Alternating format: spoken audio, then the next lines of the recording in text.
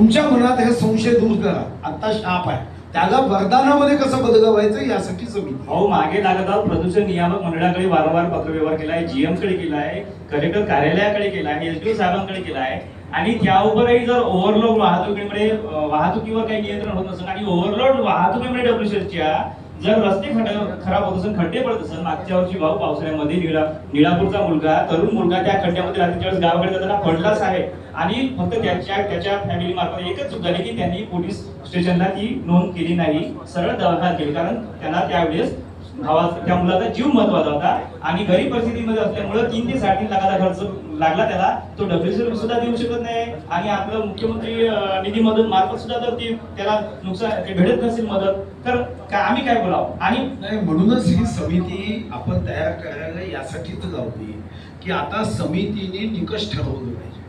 पिकाचं नुकसान झालं तर काय दिलं पाहिजे, अशा पद्धतीच्या अपघातामध्ये त्यांनी काय केलं पाहिजे, हे निकष ठरवायसाठी ही समिती आहे. तुम्हाला निकष काही सांगायचे असतील तर सांगितलं पाहिजे.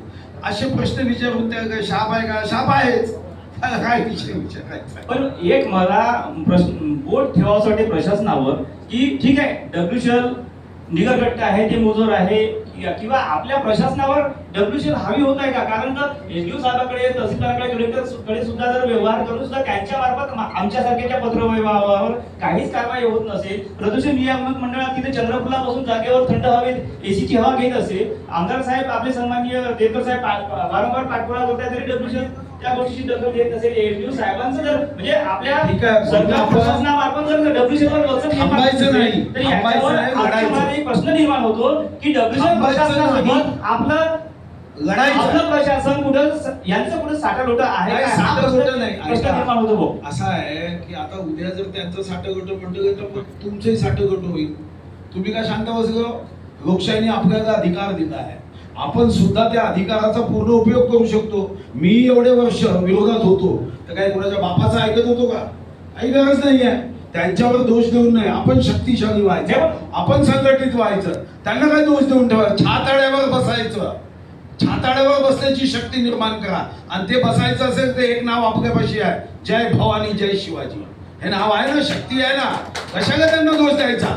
आपणही बसायचं. मी विधानसभेत बघत नाही का कोणाच्या बापाला घाबरतो का, आणि आताही बोलणार आहे कोणाच्या बापाला घाबरायची का. तुम्ही घाबरू नका.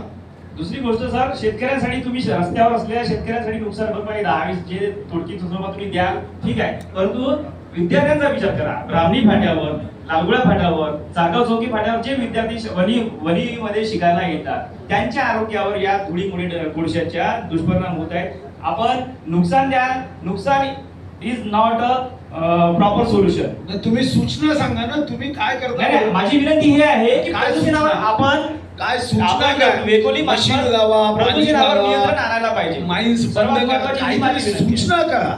तुमची अडचण काय होता, तुम्ही सूचनाच नाही करताय. की तुम्ही सांगितलं विद्यार्थी चौकात उभे राहतात, तुम्ही सांगा तिथं बस पिकअप शेड करा. तुम्ही सांगा की इथून जाणाऱ्या ज्या बसेस आहे त्या बसेस एअर कंडिशन ठेवा म्हणजे डस्ट तिथं जाणार नाही. तुम्ही सांगा की तिथं बांबूचं ग्रीन कव्हर तयार करा. कंडिशनर बसेस लावतात त्याचं तिकीट वाढते सर. ऐका ना, डब्ल्यूसीएलने खर्च करायचा, त्याच्यात काय इलेक्ट्रिकल बस घेता येते. आपण एवढा खनिज विकास निधी 150 कोटी देतो, कशाचे पैसे कशासाठी देताय. पण तुम्ही सूचना सांगा. अडचण तुमची काय आहे, तुम्ही शापकी वरदान याच्यात अटक. ठीक आहे सर, एकच त्याच्यानी काय होईल माहित आहे का, कोणी प्रश्न ऐकायलाच म्हणून देत नाही. प्रॉब्लेम काय होते सर, सांगतो विजूभाऊ सुद्धा गोंधळाला खूप सारे बोलले, खूप म्हणजे विजूभावाचा संघर्ष खूप आहे, परंतु त्याच्यावर ऍक्शन पुन्हा तुम्हाला सांगतोय, तुम्ही सूचना करा. एक चांगले अधिकारी खारगे साहेब इथं आले आहे, त्या सूचनांच्या अंमलबजावणीचा आपण सर्वजण मिळून पाठपुरावा करू. माझी सूचना अन्यथा काय होईल, सूचना राहणार नाही. हे अशाच पायी आपण सर्वजण चुकत राहतो आणि मग काय होते, अरे जाऊ द्या म्हणते की सूचना करत नाही, याच्यातून काही निष्पन्न होत. माझी सूचना ही आहे की सूचना प्रशासनाद्वारे वेकोली प्रशासनात असं त्या 2 सरपंचांनी सूचना केली की आमच्या ग्रामपंचायतीत पैसे द्या. परफेक्ट सजेशन, एकदम परफेक्ट. तुम्ही काय सूचना वेकोली प्रशासनावरती आपल्याद्वारे पुरेपूर नियंत्रण असलं पाहिजे. या परिसरातील जे काही खड्डे पडले असेल रस्त्यावर तर तात्काळ त्याच्यावर डागडुजी करण्यात यावी, जेणेकरून पावसाळ्यामध्ये त्या खड्ड्यात पाणी साचून राहणार नाही, कुणी असा मागच्या वर्षासारखा अपघात होणार नाही.